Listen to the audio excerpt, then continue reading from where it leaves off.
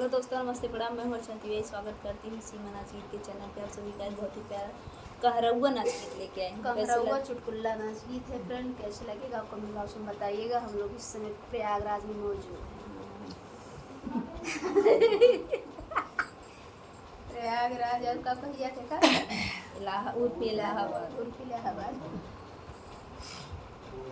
सेउआ नार नाही के बिराजऊ, अरे सेउआ नार नाही के बिराजऊ, तबले बेचा घूम के गाँव गाँव जले बिराजऊ, तबले बेचा घूम के गाँव गाँव जले बिराजऊ, हे जले बिराजऊ, हो जले बिराजऊ, हे जले बिराजऊ, हो जले बिराजऊ, तबले बेचा घूम के गाँव गाँव जले बिराजऊ, तबले बेचा घूम के गाँव गाँव जले बिराजऊ।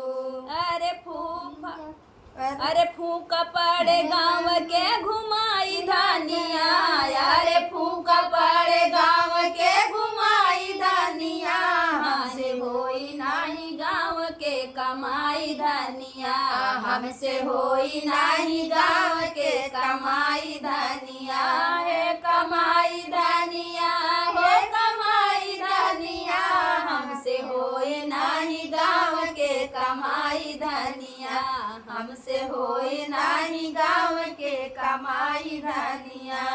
कई साल बीते राजा आइले गवानवा, आइले गवानवा, हो आइले गवानवा, दिहला न राजा हमके कहू गहनवा, कहू गहनवा, हो कहू गहनवा, हर कल बाल होई गा सफेद राजऊ, अरे काला बाल होई गा सफेद राजऊ, तबले बेचा घूम के गाँव गाँव जलेबी राजऊ, तबले बेचा घूम के गाँव गाँव जलेबी राजऊ, हे जलेबी राजऊ, हो जलेबी राजऊ, तबले बेचा घूम के गाँव गाँव जलेबी राजऊ, तबले बेचा घूम के गाँव गाँव जलेबी राजऊ।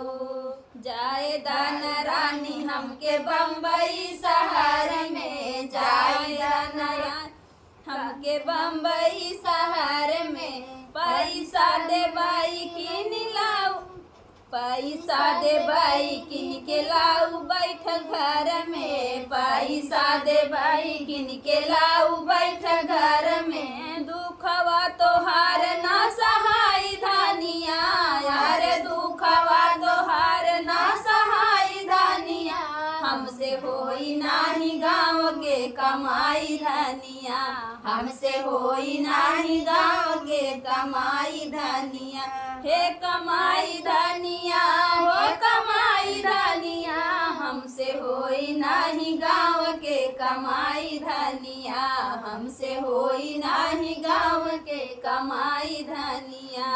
रहई के बासन राजमान हम बात के, रहई के बासन राजमान बात के, नाही तो जाए दे राजा तोर टांग, नाही तोरी दे बैराजा तो हराई टांग के, नाही तोरी दे बैराजा तो हराई टांग के, एतना मंजूर होई तरा हरा जाऊ, अरे एतना मंजूर होई तरा हरा जाऊ, तबले बेचा घूम के गाँव गाँव जलेबी राजऊ, तबले बेचा घूम के गाँव गाँव जलेबी राजऊ, हे जलेबी राजऊ, हो जलेबी राजऊ, तबले बेचा घूम के गाँव गाँव जलेबी राजऊ, तबले बेचा घूम के गाँव गाँव जलेबी राजऊ।